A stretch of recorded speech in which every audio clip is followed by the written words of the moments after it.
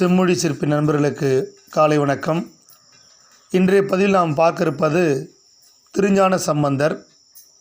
திருஞான சம்பந்தரின் இயற்பெயர் ஆளுடைய பிள்ளை. பெற்றோர் சிவபாத இருதயர், பகவதி அம்மையார். 23 பண்களில் பாடியுள்ளார். 220 ஊர்களுக்கு சென்று இறைவனை வழிபட்டவர்.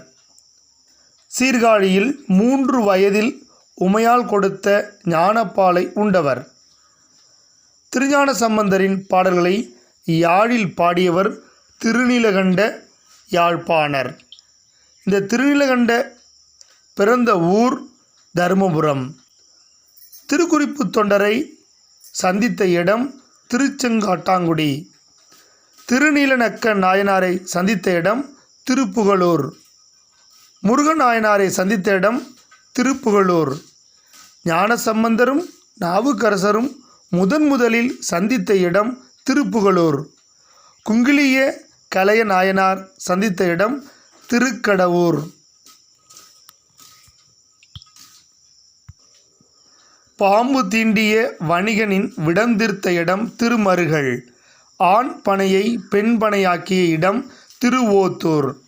சிவனேய செல்வரின் மகளான பூம்பாவைக்கு உயிர் கொடுத்த இடம் திருமயிலை.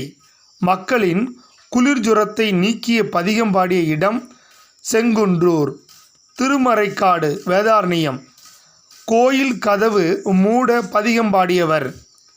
சமண மதத்தை போற்றிய கூன்பாண்டியனின் மனைவி மங்கையர்க்கரசியும் அமைச்சர் குலச்சிறையாரும் வேண்ட மதுரை சென்றார்.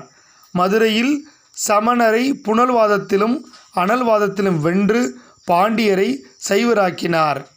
கூன்பாண்டியனின் வெப்பு நோயை போக்கியவர். கூன்பாண்டியன் நின்ற சீர் நெடுமாறனாக ஆனார்.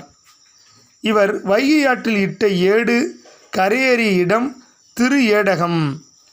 இவரின் சிவிகை பல்லாக்கை திருநாவுக்கரசர் சுமந்த இடம் திருப்பந்துருத்தி.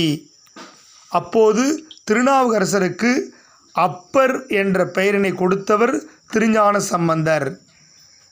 திருஞான சம்பந்தருக்கு இறைவன் கொடுத்தவை: பொற்றாளம் திருக்கோலக்கா, முத்து சிவிகை திருவாயில் அறத்துறை, முத்து பந்தல் பட்டீஸ்வரம், பொற்கிழி திருவாடுதுறை, படிகாசு திருவிழிமேலை. 16 வயதில் திருமணம் செய்து கொண்டார். திருமணம் நடந்த இடம் திருப்பெருமநல்லூர். மணமகள் திருநல்லூர் நம்பாண்டார் மகள் சொக்கியார். திருப்பெருமநல்லூரில் திருமண கோலத்துடன் இறைவனடி சேர்ந்தார். இவர் பாடிய பதிகங்கள் அனைத்திலும் 8ஆம் பாடல் ராவணனை பற்றியும், 9ஆம் பாடல் பிரம்மா திருமாலை விட சிவன் உயர்ந்தவர் என குறிப்பிடப்படுகிறது. 10ஆம் பாடல் சமண எதிர்ப்பை குறிப்பிடுகிறது. 11ஆம் பாடல் பயனை கூறுகிறது. திருஞான சம்பந்தர் கிரியை என்னும் சத்புத்திர மார்க்கத்தினை சார்ந்து இறைவனை சேர்ந்தவர். நன்றி.